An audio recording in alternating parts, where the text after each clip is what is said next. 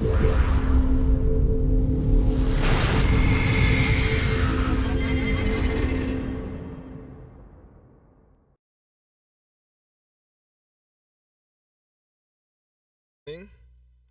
Al, and hi, Human Love Solidarity.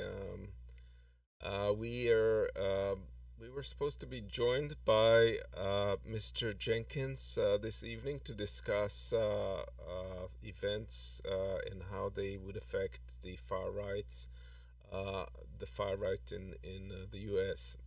So far, he's down in D.C. And he's monitoring what's happening on the ground and ready to document whatever happens there. Um, they so far have well, so far we don't know much about what is going to happen tomorrow. There's some concern, as you probably know, that some far right people are going to infiltrate the the National Guard, and there has been discussion of such events. They're screening. The FBI is currently screening 25,000 National Guard people that are supposed to man this event tomorrow. It's kind of a scary thought.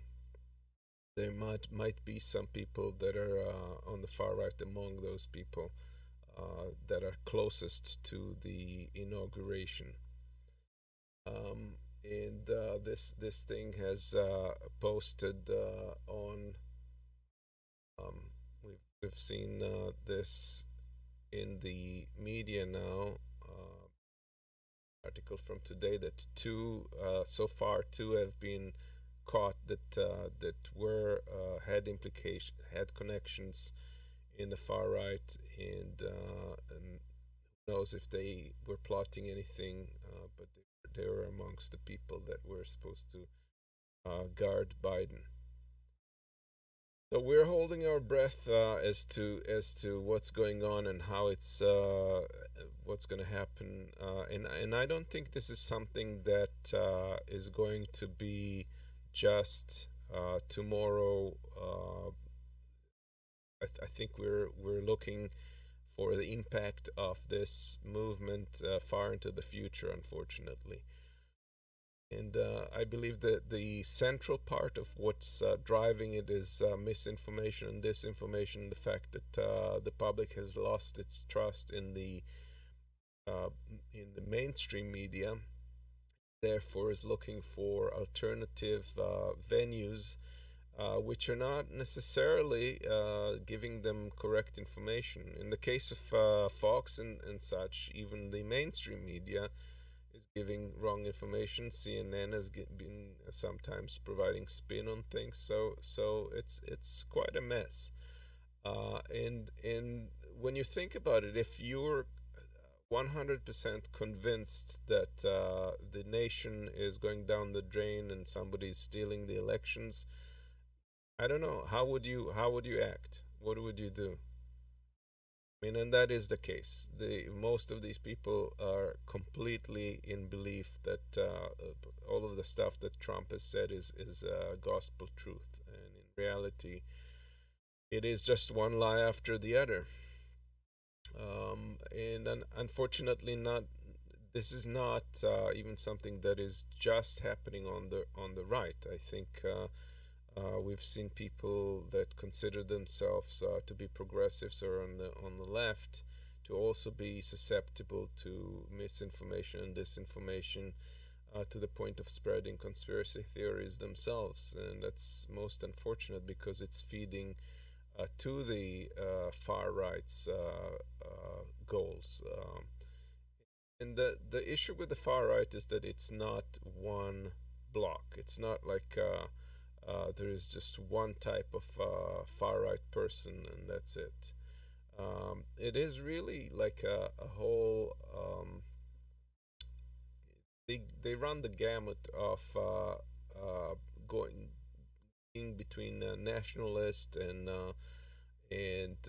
having authoritarian interests, all the way to racist movements such as the neo-Nazis and white supremacists. Um, know that there is the alt-right that includes the ethno-separatists that would like to have a separate white nation that would be only for whites. And then there is the alt-light, which is like the garden variety supremacists such as Ann Coulter and people like her. So there's no one type of person that is involved. So we have to be aware of that when we discuss this and when we contemplate on answers to the issue. Um, yeah. So basically, well, yeah, that's right. Sometimes progressives are as bad as Trump. It depends. I think it's really important to always check your sources and keep your eyes open and be critical of any news that comes from anywhere. But that is going to be our chief challenge in the 21st century of how to distill the truth out of the overwhelming amount of information that is out there, and partly because of the democratization of the media through online sources and so forth. Um, People in the past, like right leaning people, were would have to go to secret meetings and such and hide behind cloth sheets and stuff like that. And nowadays, everything's pretty much in the open. So on the one hand, that helps them out because they can organize and spread much faster. But on the other hand, they're also revealing themselves, and that can cause some problems for them in terms of their employment, their acceptance in society, and so forth. But I think that on the whole, it's going in a bad direction. On the whole, we're seeing more of these fringe uh, platforms that are willing to lend themselves to these people. Um, and you have things like 4chan and All-chan and Parler. I don't know if you're supposed to say it in the French version, Parler, or I've heard that from some right-wing people, or a Parler. But either way, it seems to be they're having some problem. I don't think that's going to last for long. I think they're going to get over the problems. You have Gab. You have all kinds of these outlets that are much smaller than Twitter and Facebook and the mainstream platforms on the one hand, but then again, the issue is that they're planning events on these things. They're planning events and using sometimes coded encoded platforms that basically protect them from being eavesdropped to, and that is really the most scary part, that they're driven underground. Um, to me, that is the most scary part, because they can still spread the message in very kind of bland terms on Twitter and Facebook, and then once somebody connects with them, they can guide them further to the underground area where they can secretly conduct communications. And they have intercepted some conversations on Zello, which is a communication platform, kind of like a CB but online, communication platform for zealots. I don't know if that's why they called it Zello, but they intercepted people that were in the capital that were talking about finally doing what they were training for months, and so forth. So it's a big issue. How we deal with that is another thing. And I've had one of probably multiple programs that I'll devote to this last week. If you haven't seen it, I recommend watching it. Was with an interesting guest, a staff writer from Jacobin magazine, um, Mr. Marcetic, and Branko Marcetic, he discussed with me the issue of conspiracy theories and information, and he was more concerned with the mainstream media that is still out there distorting things, um, rather than the social media. And I'm going to also discuss the social media aspect with another individual down the line. Um, have a discussion of that.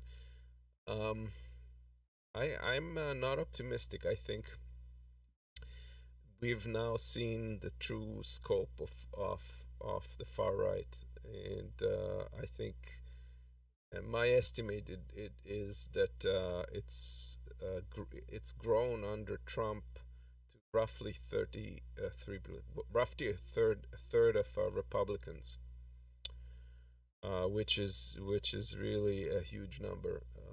You really need 10% of society to launch a revolution, according to social science people, and reaching that stage with in terms of the far right. Whether they will splinter because their ideology, like I discussed, is not always, they overlap. It's kind of like you could draw it as a Venn diagram. They overlap on certain things and they may not on others. For example, you'll have alt-right people who are not, who don't have any problem with gay people. You have, on the other hand, neo-Nazis that are extremely against gay people. The attitudes towards women in various groups of societies is also interesting. They consider women to have a role of support of the man, and it goes back to a very patriarchal approach, a very patriarchal society where the woman is there to be polite and feminine, and help her husband, spouse. So it is truly interesting when you start reading into their materials and into their point of view. There's parts of this far right that tell their followers not to masturbate, because that builds character.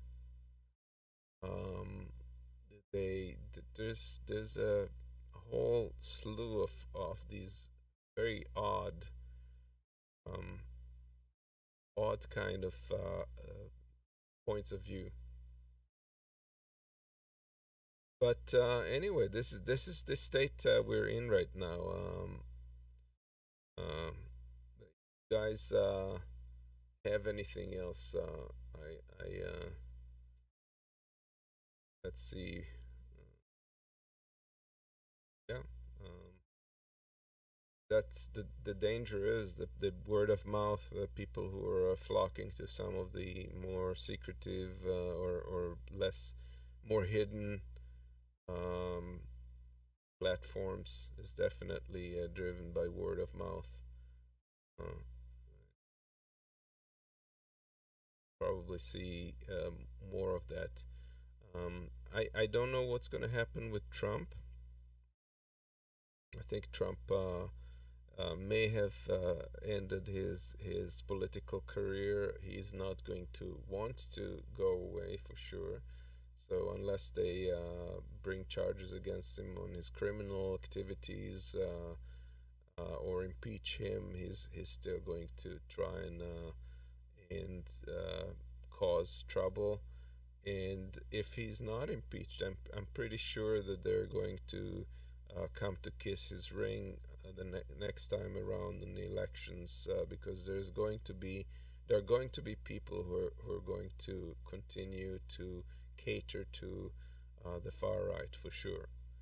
Even if it doesn't seem palatable now in the it response to the Capitol um, riots, I think that eventually they are going to that's gonna have in he's not going away. They're not going away, um, and so I can definitely see someone like Hawley, Senator Hawley, or Ted Cruz, or McCarthy, or any number of these people coming in 4 years from now. And I assume that not everything is going to go smooth with the Biden administration, as it never does. No administration ever has everything going smooth, and they're going to say we're the continuation of Trump and make America great again, again. Going to be reliving this whole thing all over again. I recommend two movies, by the way, on the subject of this. One is Skin, which is a feature film with a story, a real story uh, uh, based on Daryle Lamont Jenkins's experiences with skinheads that turned around. He provides them a way out, which is not an easy thing when you're in a violent group. And so that Skin describes such an event. It's a very interesting movie. I enjoyed it very much. Um, and there is another movie called Alt-Right. It's available on both, I believe, are available on Netflix. And Alt-Right is a documentary. It is uh, it's basically um, following both Jenkins and on the other side Alt-Right's um, Richard Spencer. Uh, and it's very interesting to see their confrontation, what they say about each other, and the whole field of far right is examined in that movie. It's a fairly recent movie. I do recommend it. I don't. I think survivalism is definitely existent in these militias and right wing far right groups. Um, but that's not the only flavor of this. There's people who consider themselves intellectuals who are trying to lead this movement. David Duke and Richard Spencer and such people right. And you should also be aware of the fact that there's a movement that is far right and that considers um, the path towards their goal as being taking over the meta culture. So basically, not going through political means, but actually changing the whole perspective, cultural perspective of society in order to um, facilitate such a move on the political end. So doing so indirectly and in such a way not encountering much resistance, because if you're doing soft sales and changing the framing of making white separatism, white nationalism more palatable, media and academia and so forth, then you the idea is that they would be able to subvert the rest doing so. So definitely something to look at in the future. Um, there are left wing militias. There's even a socialist gun club similar to some of the right wing gun clubs, but their numbers are far smaller, and they're not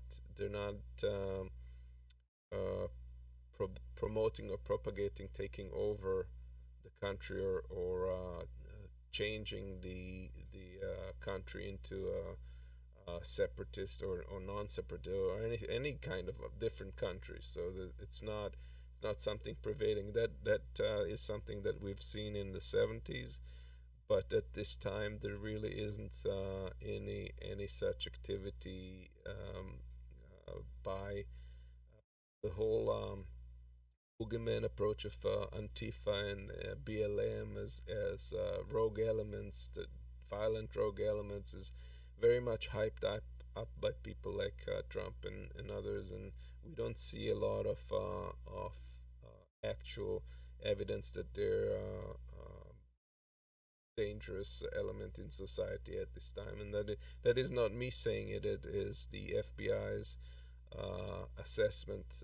They've come up with a report regarding the threats of national terrorism. Almost entirely, the threat falls on right wing, far right activists. Yeah, the Weather Underground. That's whoever remembers that from the 70s. Correct. Um, yeah.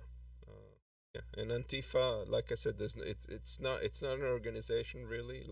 Unlike these far right organizations like Atomwaffen Division and kinds of you see AIM and I don't know, it's different ones. They're actually Proud Boys. They're all organizations that have a leadership, and they are marching to a tune of someone in the leadership and waiting for orders. This is not the case in Antifa. Antifa is kind of like it's more like a point of view, if you like, as is QAnon. QAnon is also not an organization. It's a point of view. So it's tricky to define them, but definitely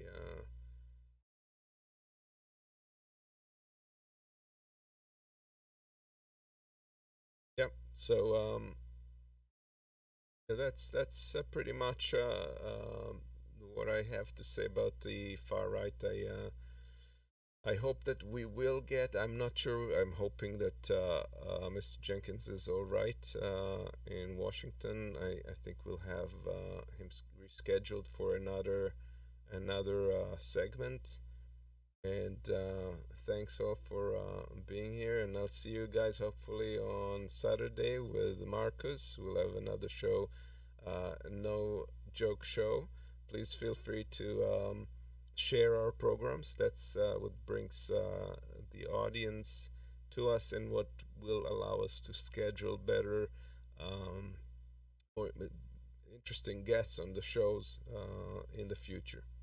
All right, thanks again, and talk to you later. Have a good night, guys. All right, thanks again, and talk to you later. Have a good night, guys.